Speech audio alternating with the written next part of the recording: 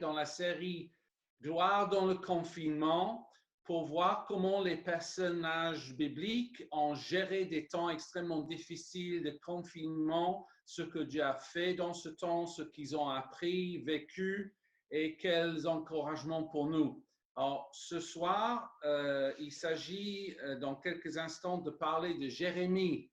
Donc, si vous voulez bien déjà chercher dans la parole de Dieu, je vais lire en Jérémie 38 à partir du verset 6. Et juste pour petit rappel, vous savez que j'ai fait 2 messages précédents. Il y avait l'apôtre Jean qui était sur l'île de Patmos, que comme vous savez a vécu vraiment des révélations glorieuses de Jésus-Christ et de sa victoire et de notre avenir glorieux en tant qu'Église. Et puis Élisée, qui a refusé de dire qu'il y avait un jugement de Dieu, mais qu'au contraire, Dieu était la solution. Et il a entendu la solution miraculeuse de Dieu. Et en fait, j'aimerais savoir à la fin, je pense, de mon message, si vous, dans ces 4 semaines de confinement qu'on a déjà vécues, si vous avez entendu des choses clairement de la part de Dieu. Ce serait bien qu'on puisse partager ça. Donc, réfléchissez un peu. Est-ce que Dieu m'a parlé clairement sur quelque chose que je peux partager courtement, évidemment, avec les autres? OK, donc, on commence ce message avec la lecture de la parole de Dieu. Jérémie 38, 6. Et puis, pour faire vite, on va sauter au verset 8 à 13. Et après quelques versets dans le chapitre suivant. Mais d'abord, 38, 6. Alors, ils prirent Jérémie et le jetèrent dans la citerne de Malkija, fils du roi, laquelle se trouvait dans la cour de la prison. Ils descendirent Jérémie avec des cordes. Il n'y avait point d'eau dans la citerne, mais il y avait de la boue, et Jérémie enfonça dans la boue. Verset 8. Ebed-Melech sortit de la maison du roi et parla ainsi au roi. Ô roi, mon seigneur, ces hommes ont mal agi en traitant de la sorte Jérémie le prophète, en le jetant dans la citerne. Il mourra de faim là où il est, car il n'y a plus de pain dans la ville. Le roi donna cet ordre à Ebed-Melech et l'Éthiopien. Prends ici 30 hommes avec toi et tu retireras de la citerne Jérémie le prophète avant qu'il ne meure. Ebed-Melech prit avec lui les hommes et se rendit à la maison du roi dans un lieu au-dessous du trésor. Il en sortit des lambeaux usés et de vieux haillons et les descendit à Jérémie dans la citerne avec des cordes. Ebed-Melech l'Éthiopien dit à Jérémie, mets ces lambeaux usés et ces haillons sous tes aisselles, sous les cordes. Et Jérémie fit ainsi. Ils tirèrent Jérémie avec les cordes et ils le firent monter hors de la citerne. Jérémie resta dans la cour de la prison. Et puis, on va dans le chapitre suivant, c'est les derniers versets pour l'instant, donc chapitre 39, verset 11. Nebuchadnezzar, roi de Babylone, avait donné cet ordre au sujet de Jérémie par Nebuzaradan, chef des gardes. Prends-le et veille sur lui, ne lui fais aucun mal, mais agis à son égard comme il te dira. Nebuzaradan, chef des gardes, Nebuchadnezzar, c'est babylonien franchement.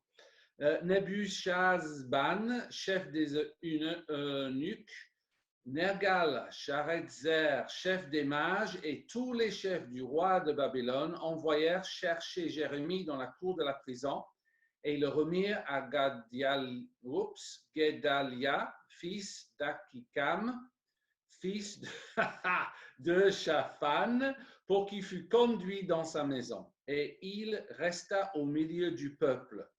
La parole de l'Éternel fut adressée à Jérémie en ces mots pendant qu'il était enfermé dans la cour de la prison.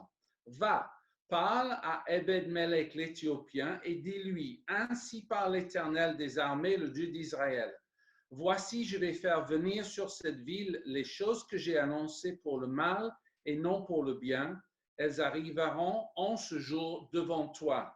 Mais en ce jour, je te délivrerai, dit l'Éternel, et tu ne seras pas livré entre les mains des hommes que tu crains.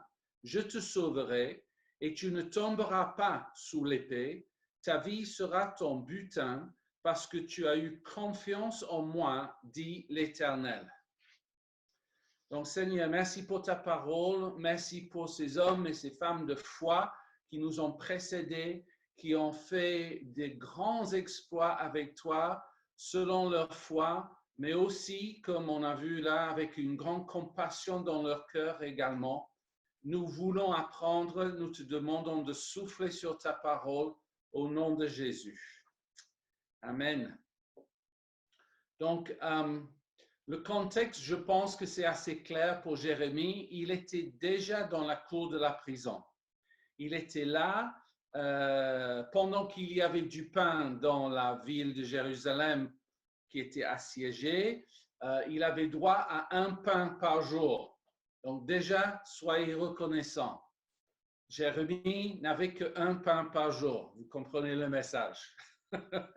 Nous, on ne se plaint pas quand il n'y a pas d'œufs ou il n'y a pas de farine, etc. On est juste content.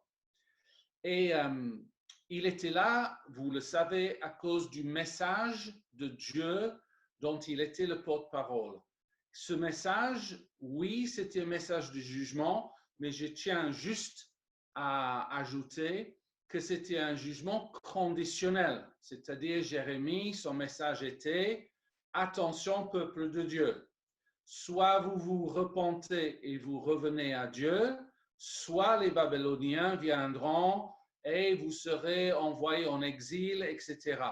Et donc, pratiquement jusqu'à la fin, le peuple avait la possibilité de se repentir, de revenir à Dieu et de continuer dans leur pays, mais ils ont refusé. Et cet homme, Jérémie, encore, ce n'est pas nouveau, mais son message était mal reçu, il était très contesté, il était, je peux dire, méprisé. Juste écoutez, juste une seule phrase que je vais vous lire du chapitre précédent parce qu'il y avait trop à lire. Mais parfois, il y a des jeunes ou des moins jeunes aussi qui me disent moi, je pense que j'ai un appel de prophète. Voici comment les gens ont vu les prophéties de Jérémie. Ni le roi, ni ses serviteurs, ni le peuple du pays n'écoutèrent les paroles que l'Éternel prononça par Jérémie le prophète. Ça, c'est Jérémie 37, 2. Et pour toute personne qui écoute ça et qui a à cœur d'être prophète, moi, je vous conseille, relisez Jérémie et dites-moi après si vous voulez toujours être prophète. Parce que, ah là là, qu'est-ce qu'ils ont maltraité les prophètes dans l'Ancien Testament et c'était pas toujours le plus grand appel qu'on peut imaginer. Mais voilà. Et donc, j'ai fait exprès pour nous de décrire la situation à laquelle il devait faire face. C'est-à-dire, sa situation s'est empirée. Déjà, il était en prison, mais maintenant, quelques nobles sont allés voir le roi pour dire, globalement, enfin, je dis avec mes mots, attention, hein, nous en avons marre d'entendre les paroles de jugement de Jérémie et nous préférons le jeter dans une citerne plutôt que d'écouter. Est-ce que vous êtes d'accord? Le roi dit, OK, faites. Donc, ils l'ont mis dans la citerne. Alors, ce que ce livre de Jérémie ne nous dit pas, c'est le côté émotionnel de cela. C'est-à-dire, qu'est-ce que Jérémie a ressenti? Qu'est-ce que tu vis, on va dire, dans ton âme, quand tu es jeté de cette façon? Bon, ils l'ont descendu avec des cordes, mais c'est clair qu'il n'avait ni de l'eau à boire, ni du pain. Et vous allez voir quelques détails qui vont suivre, mais pour dire que normalement, ils l'ont mis là pour le tuer lentement. C'était leur objectif. Et je veux maintenant vous demander de tourner quelques pages parce que je vous explique. Jérémie a écrit 2 livres. Il a écrit ce livre qu'on connaît Et après, il y a le livre de Lamentation. Et si vous avez la Bible devant vous, sinon vous m'écoutez, vous tournez, vous allez en Lamentation 3 et vous allez retomber en fait sur le même moment dans la vie de Jérémie, mais maintenant, vous allez entendre l'émotion de ce qu'il a vécu et l'intervention de Dieu. Donc, je suis en Lamentation 3 et on peut lire du verset 52 pour tout dire. Jérémie dit, ils m'ont donné la chasse comme à un oiseau, ceux qui sont à tort mes ennemis. Ils ont voulu anéantir ma vie dans une fosse et ils ont jeté des pierres sur moi. Les eaux ont inondé ma tête. Je disais, je suis perdu. J'ai invoqué ton nom, ô Éternel, du fond de la fosse. Tu as entendu ma voix. Ne ferme pas l'oreille à mes soupirs, à mes cris. Au jour où je t'ai invoqué, tu t'es approché, tu as dit, ne crains pas. Seigneur, tu as défendu la cause de mon âme, tu as racheté ma vie. Et il y a un historien juif qui est très connu, qui s'appelle Joseph, qui a écrit tout sur Jésus, mais aussi sur les prophètes de l'Ancien Testament. Et dans ses écrits, il dit que quand Jérémie a été jeté dans la citerne, en fait, la boue, mélange de boue et de l'eau, si vous voulez, allait jusqu'à son cou, qu'il n'avait que la tête qui dépassait. Et quand vous lisez là en Lamentation, ça semble confirmer ce récit historique parce qu'il le dit bien. Alors, il utilise le mot les eaux, mais il dit les eaux ont inondé ma tête. Je disais, je suis perdu.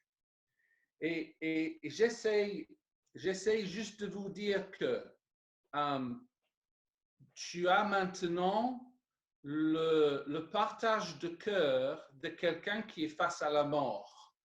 Il sait qu'il ne va pas pouvoir vivre très longtemps. Je ne sais même pas si on tient un jour quand on n'a que la tête qui sort de la boue. Et cet homme, dans sa détresse, il a prié, je peux seulement imaginer, avec beaucoup plus de ferveur même que d'habitude. Il était quelqu'un de passionné, je ne dis pas le contraire. Mais quand tu es face à la mort comme ça, chaque être humain poussera un cri de détresse, ça c'est clair. Et ça, il le fait dans le verset 55, mais il commence déjà dans le verset suivant à dire, tu as entendu ma voix.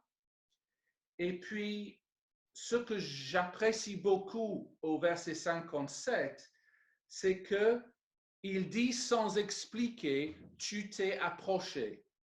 Je ne sais pas comment Dieu s'est approché. Tout ce que je sais, c'est que Jérémie savait ou sentait que Dieu s'était approché de lui. Et il a entendu une phrase de la part de Dieu, très courte mais très simple. Cette phrase était « Ne crains pas ». Alors, si quelqu'un d'autre te le dit, quand tu n'as que ta tête qui dépasse la boue, tu peux peut-être argumenter et dire « Oui, ne crains pas, mais à ma place ». Mais quand tu entends, quand tu vois que Dieu s'approche de toi et que Dieu te dit « Ne crains pas », ça c'est quelque chose qui donne espoir. Et je veux croire que Jérémie s'attendait à une délivrance, mais sans savoir d'où ça allait venir. Alors, je veux juste, avant de parler de sa délivrance, je veux simplement dire ceci. Comme tout le monde le sait, lundi, notre président a annoncé encore un mois de confinement. Moi, j'ai déjà entendu plusieurs personnes qui ont dit je n'en peux plus. Un mois pour moi, c'est trop. Et c'est trop, il y avait des raisons différentes. Certains me l'ont dit en expliquant, je n'aurai pas assez d'argent pour tenir. D'autres ont dit, je vais faire faillite. L'entreprise ne peut pas supporter encore un mois son revenu, même avec les aides, etc. D'autres disent, je ne supporte pas un mois de plus sans pouvoir quitter chez moi, je suis sous tension, je suis, etc. Ou il y a des étudiants dans notre église qui sont dans leurs 9 mètres carrés, qui commencent à trouver ça très pesant. Et Dieu, en quelque sorte, il m'a interpellé un peu et il m'a dit, Steve, je sais que pour toi, le confinement se passe bien et tu viens dans ma présence. Mais tu dois comprendre que pour d'autres, ça ne se passe pas bien du tout. Et autour de nous, en France et dans le monde, mais on parle de notre nation, il y a des gens qui souffrent vraiment. Et je suis là ce soir juste pour dire, à partir de cet héros qui pour moi est très inconnu en termes de héros de la Bible, qui a entendu parler de Ebed-Melech. Enfin, ce n'est pas dans la liste des héros de la foi en Hébreu 11, du moins. Mais cet homme qui n'était même pas de la nation juive, qui était éthiopien, qui était eunuque, donc sans famille, etc., bah, il a agi en héros. Peut-être pour lui dans la simplicité, peut-être pour lui juste par ce qu'il va considérer comme une compassion normale. Mais ce qui est clair, c'est que Dieu s'est servi de lui pour la solution pour son prophète. Et Dieu est toujours en train de chercher des hommes et des femmes qui peuvent être des solutions pour quelqu'un. Toujours en train de vouloir se servir de nous. Et je ne vais pas dire des noms, mais il y a des personnes dans notre Église qui ont vraiment commencé à agir pour produire des masques, pour apprendre à coudre des blouses, des vêtements d'infirmières, pour donner aux sans-abri, pour servir dans plusieurs différents domaines. Je sais que plusieurs donnent de l'argent à des associations qui donnent de la nourriture où il le faut. Enfin, la liste est longue des choses que nous pouvons faire. Il y a quelqu'un de notre Église qui a entendu aux actualités qu'il y avait un appel pour le don du sang et il est allé donner son sang. Donc, je ne dis pas que chacun doit faire tout. Je dis juste, chacun doit faire ce que Dieu lui montre. Parce que Dieu a besoin de personnes qui agissent par compassion. Laisse Dieu toucher ton cœur pour les autres qui ont besoin. C'est ça le message. Et sans condamnation et sans jugement. Si tu fais un tout petit peu parce que Dieu te demande ça, fais-le de tout cœur, avec joie, ponctuellement, et puis réjouis-toi, tu obéis, c'est parfait. Et on a tous des compétences différentes. Il y a des choses que je peux faire que ce serait difficile pour vous. Un exemple, ce samedi, nous allons rouvrir l'Olivier Centre de guérison en ligne. Je mets tout en place. J'ai d'autres pasteurs qui viennent avec moi. C'est toute une opération par Zoom et on ouvre le centre afin que les malades viennent recevoir leur guérison par la prière à distance. C'est imposition des mains par écran. C'est nouveau. Dieu ne vous demande pas de le faire, mais il me demande. Donc, je fais. Alléluia. Ah, je suis en train d'être guéri par Floride, là, merci. Je reçois. Il y avait une main. Donc, vous comprenez le message. C'est différent pour chacun. Je dicte rien. Je dis juste ouvrez-vous dans ce temps de confinement à la compassion de Dieu. Et donc, voici, je parle un tout petit peu maintenant de Ebed-Melech, ok? Donc, cet homme, son nom signifie serviteur du roi. C'est très approprié pour nous. C'est ce que vous êtes, servante et serviteur du roi. Et en fait, on sait peu de lui, sauf que Dieu a vu le détail de ce qu'il avait fait pour Jérémie. Parce que Jérémie, avant même d'être libéré par les Babyloniens, a reçu, comme j'ai lu pour vous, cette parole prophétique qu'il a ensuite donnée à Ebed-Melech. Et je veux juste souligner les 4 éléments de cette parole prophétique, parce que je vous dis, vous pouvez aussi les recevoir et les vivre tout comme cet homme les a vécus. La première chose qu'il a dit, Jérémie, de la part de Dieu, bien sûr, lui a dit, tu ne seras pas livré entre les mains des hommes que tu crains. Et j'aime ça parce que Dieu sait les choses que nous craignons. Il nous connaît. On n'a pas besoin de faire semblant avec Dieu. Et notre Dieu, à la fois, est capable de voir, tu as une vraie crainte dans tel domaine, mais à la fois, il est capable de dire, mais j'ai la solution pour enlever la crainte. Je vous promets, le but de Dieu pour ta vie, c'est que tu finis par vivre sans crainte et sans inquiétude tous les jours de ta vie.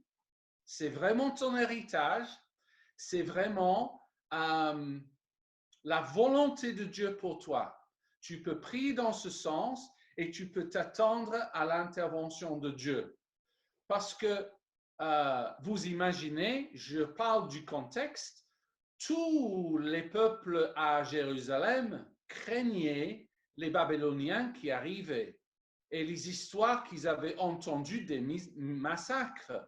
Donc la crainte était parfaitement logique, on va dire. Je crains parce que j'ai entendu qu'ils torturent, qu'ils, etc., qu'ils tuent. Et donc, Dieu commence par enlever sa crainte. Alléluia pour ça. Ensuite, Dieu lui dit, je te sauverai moi-même. Ça, c'est une intervention de Dieu personnelle en ta faveur. Donc, peu importe ton défi ce soir, si tu en as, ou ceux qui écouteront le message après, la promesse, c'est si tu as besoin d'être sauvé dans ta santé, dans tes finances, dans tes relations, dans la situation, les domaines de ta vie, Dieu dit, je te sauverai. Alléluia pour cette promesse. Et après, Dieu dit quelque chose que j'ai vraiment apprécié, j'ai trouvé ça très intéressant. Il lui dit, ta vie sera ton butin. Alors, je comprends le mot butin. C'est booty en anglais. Et j'ai dit, mais c'est étrange d'utiliser ce mot parce que normalement, un butin, c'est pour les vainqueurs. J'ai vaincu, donc je prends le butin. Mais cet homme, il était parmi les vaincus. Il vient d'être vaincu par les Babyloniens et il était déjà serviteur. Donc, en fait, il n'avait rien vaincu aux yeux des hommes. Mais Dieu dit, parce que tu as démontré ta compassion et parce que tu as agi, même en tant que confinement, en pensant aux autres, moi je te dis, je te donne la vie. Et ça, c'est en quelque sorte la récompense parce que voici un principe que tout le monde connaît, mais qu'on peut oublier dans le confinement. La loi de la semence et de la récolte continue systématiquement. Ce que tu sèmes envers les autres, tu vas récolter aussi, soit maintenant, soit à la fin. Et Dieu dit, tu auras ta vie. Et finalement, il lui dit, et je fais tout ça, dit Dieu, parce que tu as eu confiance en moi. Alors, quand j'ai relu les passages et même les versets autour, je n'ai pas trouvé des expressions de foi de cet homme qui exprimait une foi en Dieu. Donc, je conclus que Dieu a vu 2 choses. Il a vu qu'il a cru les paroles de Jérémie, donc qu'il a reconnu comme étant prophète, ça c'est une chose, et que quand il a reçu dans son cœur qu'il fallait agir, Dieu a interprété ça comme tu as mis ta confiance en moi. Et parce que tu as fait cela, moi, je vais t'honorer et tu auras la vie sauve, etc. Donc, je me laisse inspirer par cet homme et je commence à dire à Dieu, bah, Seigneur, donne-moi des occasions, donne-moi la possibilité d'aider, etc. Et je vais juste vous raconter une chose très inattendue qui m'est arrivée ce soir. Vous allez rigoler. Donc, je devais descendre à la pharmacie chercher quelque chose. Et j'ai vu que quelqu'un filmait avec vraiment une grosse caméra à l'extérieur. Et au moment où je devais m'avancer pour me faire servir, l'homme est intervenu et il a dit, bah, je fais un film, je suis en train de filmer pour la télévision. Est-ce que je peux vous interviewer, vous poser quelques questions? Je dis, vous pouvez, mais si vous cherchez des Français, ce n'est pas mon cas, je suis anglais, mais je peux répondre à vos questions. Il a dit, non, non, non, c'est même très intéressant. On va comparer la situation en France et en Angleterre. Et donc, il commence à me poser des questions. Comment est-ce que vous pensez que les Français gèrent le confinement? Comment ceci? Je suis filmé.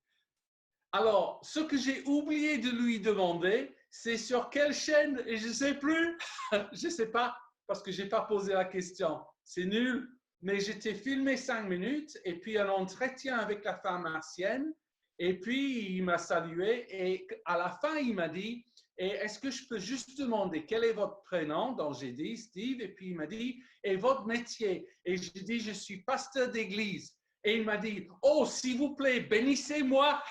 Ah, j'ai dit Alléluia, je vous bénis. Et il m'a dit non, non, non, faites le signe de la croix.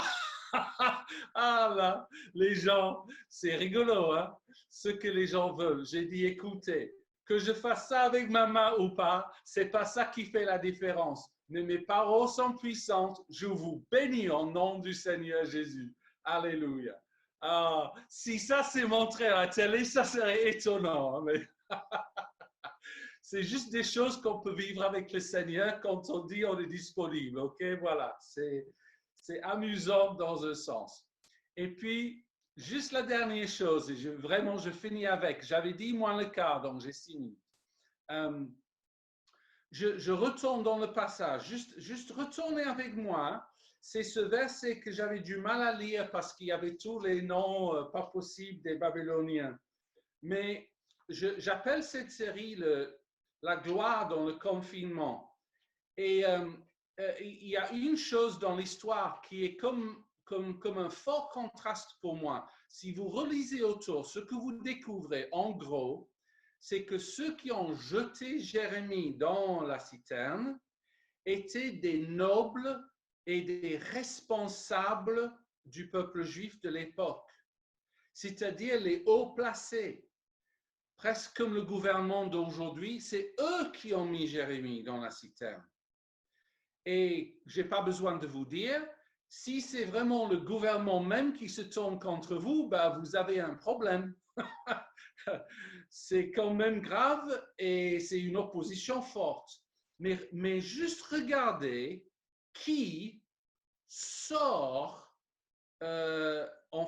qui accomplit la libération de Jérémie ou libère Jérémie de la prison. C'est d'abord, je suis donc Jérémie 39, 11. C'est d'abord le roi de Babylone même. Alors, comment cet homme est au courant de Jérémie? Je peux seulement imaginer qu'il a entendu les prophéties et que, je vais dire, il y avait un très grand respect, même dans certaines nations païennes, pour le prophète d'Israël.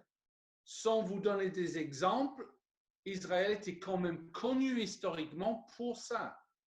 Et peut-être, je dis bien peut-être, le roi de Babylone même avait entendu les prophéties de Jérémie et donc avait entendu parler de lui. Donc, ce grand roi qui était maître du monde connu de l'époque, il donne un ordre au sujet de Jérémie pour qu'il soit libéré, pour qu'on veille sur lui, pour qu'on ne lui fasse aucun mal, que globalement au verset 12, on agit à son égard comme il te dira, c'est-à-dire Jérémie a la pleine liberté de dire, bah, vous allez me traiter de cette façon ou de l'autre, j'aimerais ceci, j'aimerais cela. Enfin, c'est carte blanche donnée par le roi de Babylone. Et après, regardez la liste, sans lire les prénoms de nouveau, verset 13.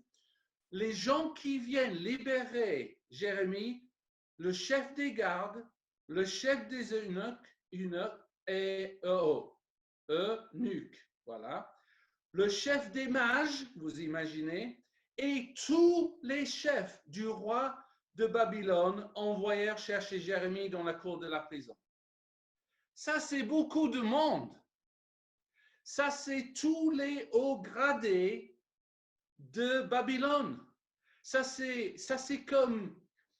presque comme si la royauté vient te libérer. Essayez juste de comprendre.